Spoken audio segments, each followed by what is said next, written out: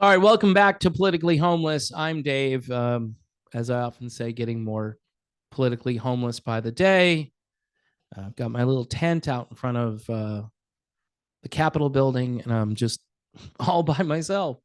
Um, so somebody I follow for all the COVID stuff, and see, this is where there's like two Daves, right? There's a Dave over here that is still not too happy about what happened in 2020. And there's been no accountability for that.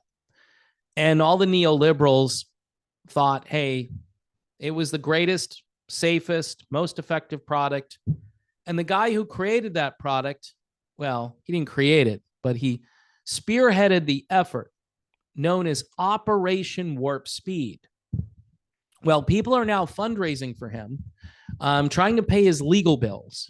And this guy, Jeff Childers, who I've followed for like 2 years, who got me through the end of the pandemic. He really did. His commentary was very good, very right of center. And some people think I'm a conspiracy theorist. This guy is up a couple notches on the poll, but I enjoyed the information I got and his spin and perspective. Well, today he's asking he's asking all the COVID and coffee or coffee and COVID people out there to donate to Donald Trump's legal defense fund. By the way, they tried that in Florida. There was a lawmaker here in Florida who had a bill that she was going to bring forth. And Ron DeSantis basically told her, don't you dare. Don't you dare. Politically, number one, imagine what the Democrats would do with that. Imagine, just number one. Number two, you're giving money to a convicted rapist. Oh, he didn't actually do it. He doesn't know who she is. Really? Really? Okay. He didn't. Even though there are pictures of them together, he never met her before.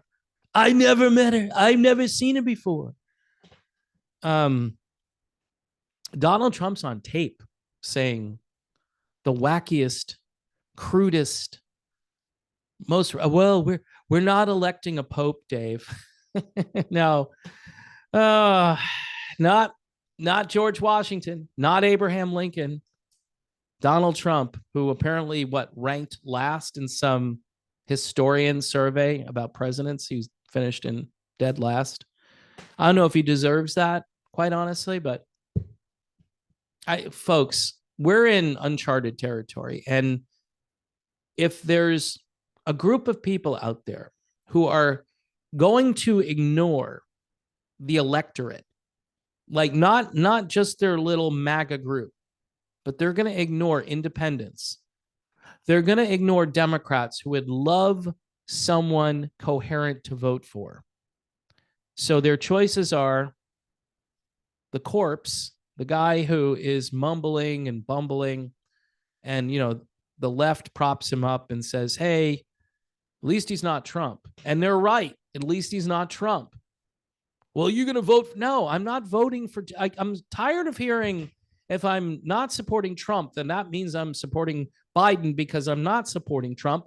And any non-support of anybody is supporting somebody. What the heck is that? If a whole bunch of us just stay home, which that's what's going to happen, it's going to be a low turnout election, which probably helps Trump. But a lot of us are just going to be like, screw you. I ain't doing this. I've done this. This would be the third election cycle that I've said, yeah, I'll vote for Trump. No, no, look, he had one chance as president. He lost again when he ran again. All right. He didn't lose twice, but when he ran, he lost. Okay. Even though people say that he didn't lose, that he won by 10 million votes. It was a landslide. It was a landslide. Yeah, it was a landslide in the wrong direction. You got landslid. That's what happened. The guy who could barely even talk and didn't come out of his basement. I hear this all the time. Do you think that Joe Biden won from his basement? Unfortunately, I do. This is the sad state of politics. If somebody who wasn't so polarizing, who wasn't so ridiculous, who didn't have such a history, Yeah, they weren't going to use this stuff against Trump early on, right? Because they didn't think he was a threat. Now he's a threat. So, yeah, they're going to get all of the skeletons out of his closet. And everyone says it's lawfare. It's a two-tiered justice system. Was January 6th, is that two-tiered? Is the Georgia case where he called the Secretary of State and the governor looking for votes? Hey, fellas, I just need 12,000 votes. That's all I need. That's it. And they're like, and the people who've testified, there was a guy the other night on 60 Minutes from Wisconsin talking about the phony electors idea. And, you know, the people in MAGA world think that the world works within the conspiracy framework, that's how things work now, Dave. All you have to do is say it and it happens. This is a new, what is it? Say it and claim it or whatever. This is the new gospel, the prosperity gospel. That's why all of those people, by the way, support Donald Trump. Everybody in that movement, prosperity gospel, like the Kenneth Copelands of the world, the guy who tried to blow the COVID away, if you remember, world famous video went viral. He was like, and he's looking at Trump going, yeah, he's the greatest president ever. And that's the kind of mentality, which, I mean, again, I don't question everybody's faith who's in that movement, but there are a lot of people in that movement who aren't doing a lot of good for their constituents over there. They're making it difficult for the rest of Christianity to function. And so then we get back to this guy, COVID and Coffee, reliable source for really good information about COVID. And he's doing a multiplier for Donald Trump. So first thing I did was unsubscribe, because that's what people have been doing to my channel all day, right? You don't like Trump? You're not on the grift? If you want to make money, Dave, you got to start talking about how great Trump is. He's our only hope. We can't do anything without Trump. I can't breathe without Trump. I can't walk without Trump. I can't have a relationship without Donald Trump. You people have issues, all right? He's not the only hope for our country. The only hope is Jesus Christ, morons. Sorry. It's unreal what I'm hearing. Well, bye. That's what I hear. Bye. Well, bye. Go watch the Dilly Train or whatever you're going to do. Ron DeSantis wears boots and his wife is very ugly. And his kids are being used as props and she faked her cancer. I'm going to vote for that crowd, huh? I'm going to vote for that. Okay. Well, it's politics. You know, DeSantis, at least he got out of the way finally. Took him too long. Wasn't his turn. He should have. Wasn't his turn. Remember when everybody said when Hillary Clinton ran in 2016 that it was like a coronation for Hillary? They moved Bernie out of the way. Remember that? And Hillary was coronated. It was her turn. These people, they're no different. They're no different. They think they've found their Messiah, their political Messiah, and maybe their Messiah. I see these Trump memes where Jesus has got his hand on Trump's shoulder. What is wrong with you people? I don't care if it's Ronald Reagan, Abraham Lincoln, or George Washington. Although Washington, I can kind of see that portrait. Maybe Lincoln, but stop it. Just don't even. Does Donald Trump understand the Constitution of the United States? Does he get it? Does he understand that you can't disrupt an official proceeding like a certification of an election? Does he understand that? Or is that just... He does. I think he might, but he doesn't understand. He doesn't think it's a big deal. He doesn't look at these things as a sacred part of the way government works, because you've got insurrectionists here, people who not only want to disrupt things, that they want to just blow up the entire system. And they're on the left, they're on the right, and I guess someday they're all going to come together and try to pool their resources, even though they disagree with each other. But that's not going to end well either, because there'll be infighting and there'll be all kinds of struggles. And the normal people will be even more left out of the equation. I want people to work together to fix things, to get things done for the country. I may not agree with everything that gets done, but for instance, you could have had border security, right? You got to send money to Ukraine. I don't like it necessarily, but now Putin's on the radar now. And I'm wondering if he did that on purpose, just to say, okay, my bluff is over. I don't just want to demilitarize. What I really want to do is take stuff over. And this guy who is protesting against me, it's as if Biden put out a hit on Trump. Same thing would be if that happens. Biden's not that stupid. I mean, America is headed in that direction, though. It's headed that way. We need to calm the bleep down. We need to get together and try to figure this out, rather than, again, do this. I don't know what this is. Political worship. What is this? This isn't trying to fix problems. Some people will come along and say, I didn't like him before, but he's been so persecuted that I'm just going to support him.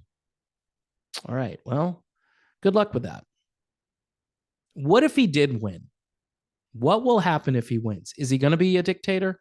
Because there's no way, if he wins, that these people who are in place now, this deep state or whatever you want to call it, there's no way that they're going to agree with him. There's no way that they're going to do what he wants them to do. And the opposition party, and you're going to see opposition mostly from Democrats, but also from many Republicans. And this is why everybody loves Trump, because he's not part of that club. I understand that. But I've recognized in the last few months that in order to get little things done, instead of no things done, in order to get little things done, you've got to work with people. You can't insult people. You can't degrade people. You can't throw conspiracies around and people look into it and they fact check you and you look ridiculous. The things that Trump is saying about so many topics right now, just pick a topic. He's Navalny. Donald Trump is Navalny. Well, if someone takes Trump out, then Trump is Navalny. All right. I haven't seen any evidence that's going to happen. I don't think Biden wants Trump to be a martyr. But you hear this all the time. Trump is in danger. Trump is in danger. If they were going to do this to Trump, I think they would have already done it. There are a few people that get this, that say, wouldn't it be cool if we had a political debate rather than a circus? Wouldn't it be cool if we had two candidates on stage arguing and debating policy and telling the American people what they're going to do to help America, to help our standing in the world, to help with the everyday lives of some of us, maybe not all of us. Maybe not all of us can be helped. I don't know. Biden did the student loan thing. And guess what? I like that. You know why I like it? It's a socialist thing. People should pay their loans. Okay. You're 17, 18 years old in the guidance counselor's office. You want to go to Fordham University or whatever, and they say, yeah, you can go. You don't have to take out student loans, but once you're done, you're going to pay them back, and you're going to make so much money, you'll be able to pay them back and buy a huge house and have a great life. So that's my advice as your guidance counselor. Now, go to Fordham and have a great time. And they do. And then a couple of years in, they realize, this degree is going to be worthless. They get out and their degree is worthless and they can't get a job. Or if they get a job, they're a barista at Starbucks. See, here's why that's an important issue to a lot of people because it's predatory lending. And Biden, even though it wasn't good enough for certain people, he had a border deal out there. I'm not voting for Biden. I'm just telling you, I'm not voting. Let me repeat this. I am not voting for Joe Biden. But when he comes to the table and Mike Johnson walks away from the table, well, there was money for Ukraine. They're going to give the money to Ukraine anyway. There's bipartisan support for Ukraine and for Israel money. So why do this? Because Trump wanted it as an election issue. I want the border solved. I want work to begin on fixing that problem. And I don't care who gets the credit for it. Do you really care about who gets the credit for it? This is the new thing now. This is the political thing. Back in the old days, if you worked with somebody and you helped them, they would get the credit, but you would get recognition for helping them. And maybe you don't win the big election this time, but maybe next time somebody looks at you and says, there's a statesman, there's somebody who wants to help the country. Let's vote for them. But we don't have that anymore. And there are a few of us who have realized that we would like the statesmen back. We would like the diplomats. We would like the people who are serious individuals, people who understand how the game is played and how it works, and who know the Constitution, and who respect even people who they disagree with, and who aren't just name calling them and making up new nicknames because it's cute and funny. It's a small percentage of us, but I think it's going to be a growing percentage as time goes on. 2024, the wreckage of 2024 is going to lead to civil unrest, possibly, bigger problems. And on the international stage, America will be at its weakest point if we continue to do this stuff. We need a serious person running for president. I don't care if it's no labels. You know, RFK is out there. I mean, RFK would be, I wouldn't say my last resort, but he would be, you know, behind no labels. And if it's just Trump, Biden, Kennedy, it's probably Kennedy.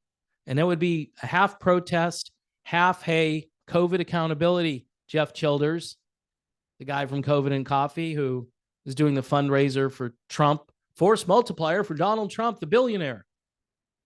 No, Jeff. Sorry. Unsubscribed. Have a good day. People do it to me. Unsubscribed. They leave a message. Unsubscribed. You suck. You're stupid.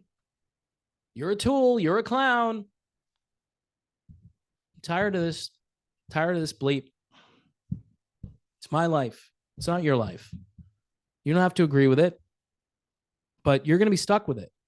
Not my life. You're going to be stuck with a crappy life. You're going to be stuck with a country that's in constant turmoil, political, cultural. I know some of the things that the left is doing as far as the culture, as far as what they're doing with little children in schools. Get your kid out of the school.